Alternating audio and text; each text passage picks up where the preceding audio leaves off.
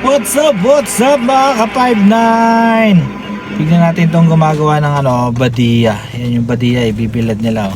Kung nakakita na kayo ng ganyang tinapay sa mga tinda-tindahan ninyo, masarap naman yan. Tingnan nyo kung paano nila gawin. Ito, yan panoorin natin kung paano nila ginagawa yung badiya. Badiya kung tawagin na yan. Nilalamas-lamas yung arena tapos dadaan nila sa giling napakasarap niya napakasarap niyan pag natikman ninyo, boss ko. Subukan nyo tikman pag nakakita kayo sa mga tindahan ninyo, sa tindahan ng mga bilihan ng mga ganyan, tikman ninyo, napakasarap niyan. Tignan nyo kung paano nila gawin yung badiya. Lalagay sila yung asukal ba yan para po matamis, taka nila kakamay-kamay yan, minekos na nila yan, minekos